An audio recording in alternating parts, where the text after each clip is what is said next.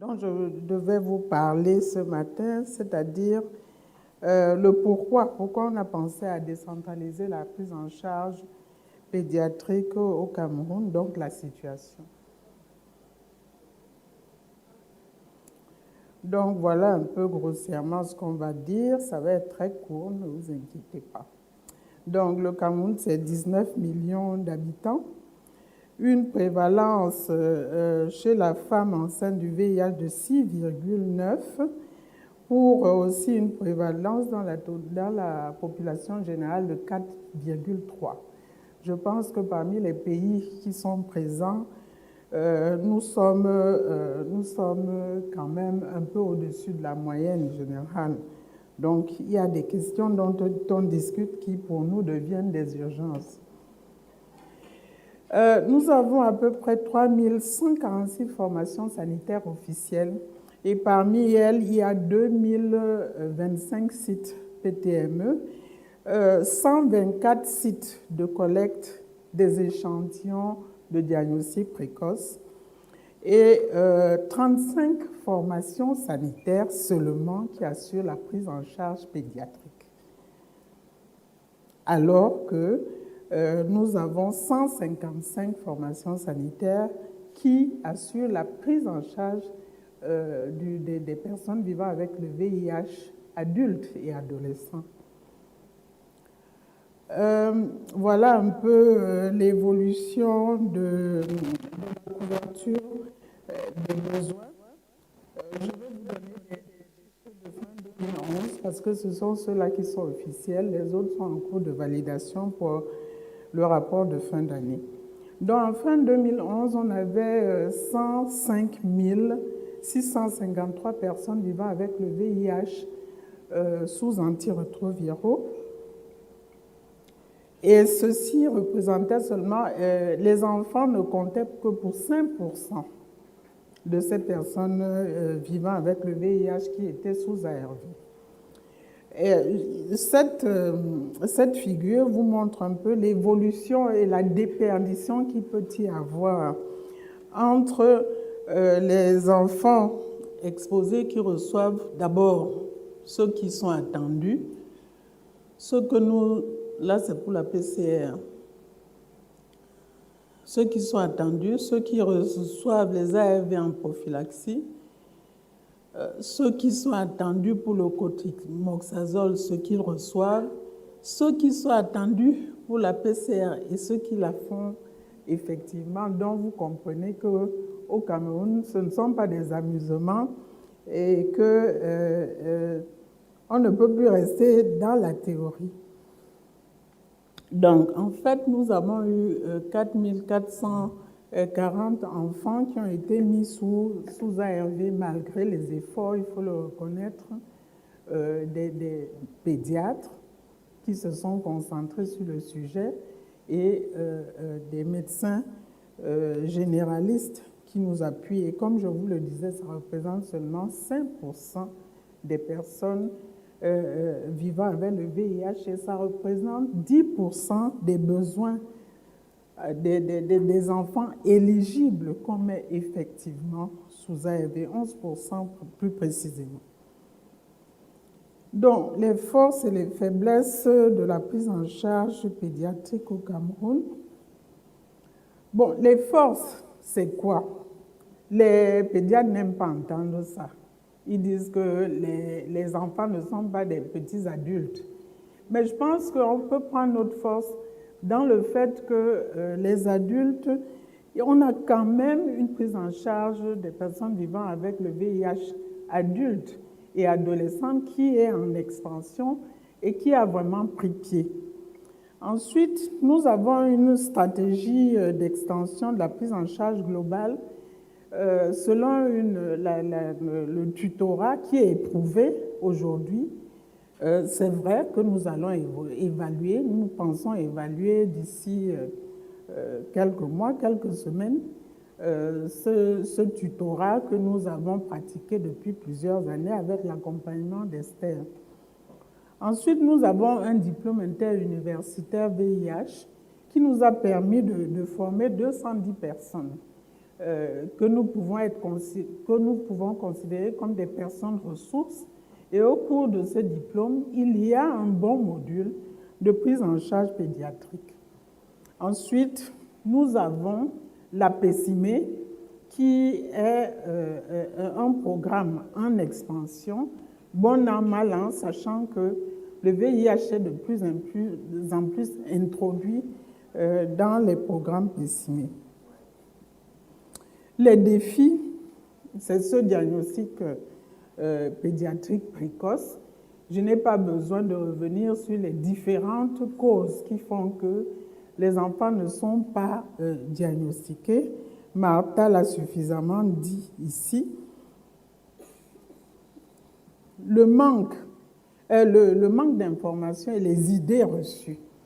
Au niveau communautaire, les gens pensent que si un enfant était infecté par le VIH, je pense que vous ne me démentirez pas, c'est un enfant abandonné, tout simplement.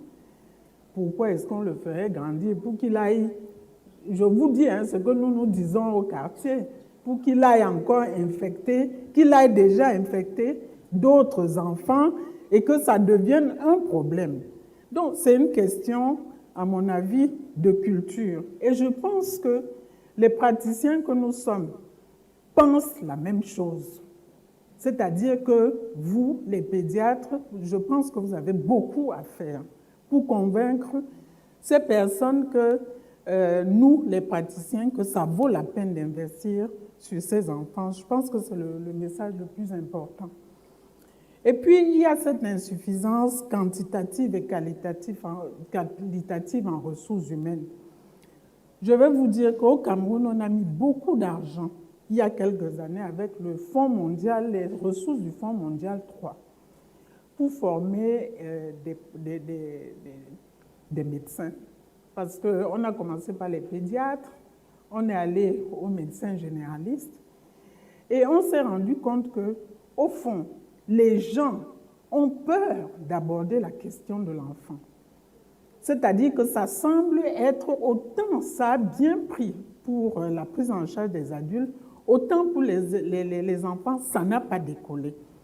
Nous sommes restés, en tant que chef de programme, assez perplexes du fait que qu'est-ce qui se passe? Pourquoi est-ce que les gens ne prennent pas l'initiative? Ça n'a pas pris. Il n'y a que quelques volontaires qui ont adhéré à cette prise en charge. La gestion des intrants pédiatriques, ça a été aussi un problème. La Fondation Clinton nous a fourni les premières lignes, les deuxièmes lignes, dès le départ. Mais nous nous sommes retrouvés avec des péremptions parce que les gens avaient peur, parce que les gens ne savaient même pas que c'était disponible, alors que, parallèlement, la prise en charge des adultes allait évoluer bien. Ensuite, il y a le suivi-évaluation. Au jour d'aujourd'hui, nous avons un logiciel ESOP que le Cameroun a adopté sur le plan national, adulte, mais pas pédiatrique. Donc, nous sommes encore là en train de redémarrer un petit cycle qui va nous poser des problèmes. Le continuum des soins. Tout au long, vous avez vu la déperdition, tout simplement parce que le continuum n'est pas assuré. Et je pense que si les adultes font un effort pour faire le lien entre une formation sanitaire et une autre pour leur propre santé, porter un enfant sur le dos pour aller faire le lien entre deux services, une formation sanitaire et une autre, ça devient un problème. Les problèmes de coordination de la prise en charge pédiatrique avec tous les intervenants, c'est le problème que le docteur Penda a posé tout à l'heure. Bon, on a des opportunités. Au niveau global, il y a l'engagement en faveur de la santé de la mère et de l'enfant qui est là. Et puis, au niveau du Cameroun, on y adhère au plus haut niveau. Et puis, il y a le partenariat. Il y a beaucoup de partenaires qui veulent faire beaucoup pour les enfants. Je ne vais pas les citer, vous les voyez là. Donc, pour nous, ça devient une urgence, cette extension de la prise en charge pédiatrique. Donc, les objectifs de notre plan national sont ambitieux. Pouvoir couvrir d'ici 2015 tous les enfants exposés et identifiés comme infectés. Les principes de notre prise en charge, c'est l'accès universel avec la gratuité des traitements.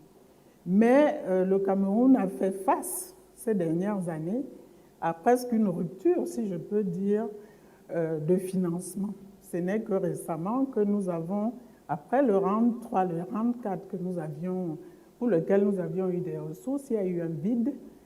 Le Cameroun a pris son engagement d'acheter les ARV, mais à côté, on avait monté un système où on assurait la gratuité, non seulement des ARV, mais du bilan biologique aussi.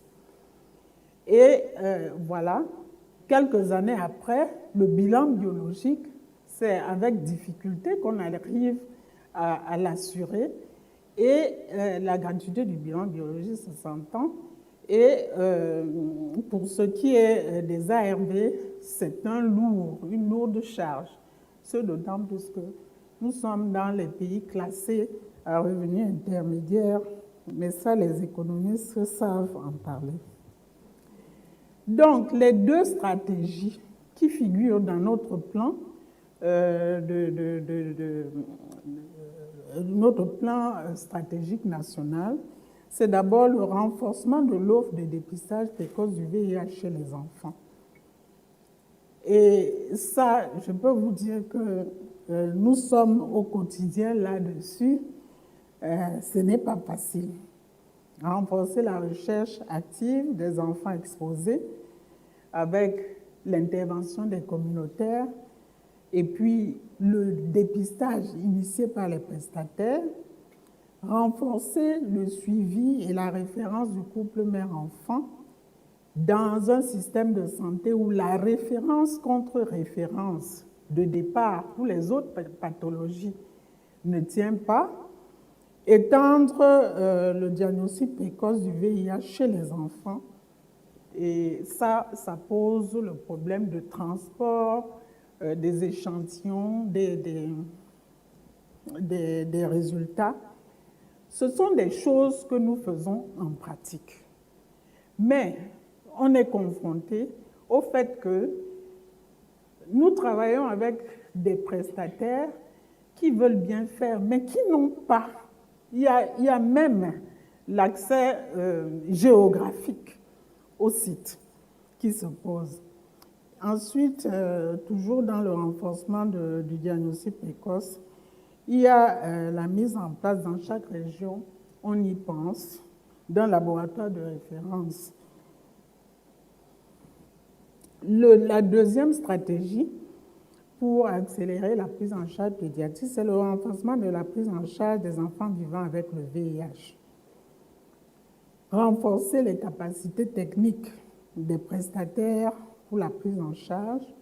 Et là, donc, je vous ai parlé du tutorat. Alors, il s'agit de partir. Nous avons 155 formations sanitaires aujourd'hui qui assurent la prise en charge des adultes. Et avec les nouveaux changements de protocole pour les femmes enceintes, nous voyons que si parallèlement nous voulons atteindre l'élimination de la TME, nous allons devoir, nous n'avons pas le choix, aller au plus proche des communautés avec les protocoles qui sont aujourd'hui des protocoles de trithérapie. Donc, pourquoi s'interdire ça pour les enfants qui seraient infectés? Ça pose donc le problème d'arriver jusqu'au centre de santé intégré avec la trithérapie pour la femme enceinte, tout au moins dans le cadre de l'élimination de la TME auquel le Cameroun adhère, puisque nous faisons partie des 22 pays qui ont la charge la plus forte dans le monde en matière de transmission mère-enfant du VIH. Donc, pourquoi interdire ça aux enfants? Ça veut dire que nous allons devoir, nous les médecins, lâcher un peu, lâcher un peu prise et accepter que la trithérapie soit administrée par les infirmiers. Et je suis contente d'entendre un pédiatre chevronné du Cameroun qui reconnaît que les infirmiers peuvent faire. Parce que je peux vous assurer, depuis quelques années que je travaille dans le VIH, que quand on a parlé d'étendre la prise en charge du VIH hors des hôpitaux de référence, c'était un tollé général. On a dit, oh, surtout dans les pays africains, là, il va y avoir des résistances. Ensuite, maintenant, nous sommes en train de parler d'aller dans les centres de santé et de confier cette prise en charge aux infirmiers. C'est une évidence. Nous, on n'a plus le choix. Donc, voilà où se situe notre problème. Nous avons un tutorat de premier niveau qui va des hôpitaux de référence, des hôpitaux régionaux vers les hôpitaux de district. Et nous voulons entamer un tutorat de deuxième niveau qui va aller définir l'environnement d'un tutorat de deuxième niveau qui va aller des districts jusqu'au centre de santé. Pour ça, nous avons un certain nombre d'outils que nous sommes en train d'élaborer. Le guide de prise en charge pédiatrique existait déjà, nous sommes en train de le revoir. Nous pensons que tout ça va s'adosser sur la PCIME. Donc, le problème de système parallèle ne va pas se poser. Nous allons utiliser ça comme pivot pour déléguer les tâches, puisque ça existait déjà. Nous avons développé des outils intégrés de collecte des données, particulièrement pour la femme enceinte, la consultation postnatale, etc. Le PEV, pour pouvoir le plus possible attraper, en tout cas faire entrer les enfants dans le système, parce que nous en perdons beaucoup. Il faut bien qu'on finisse par les retrouver quelque part.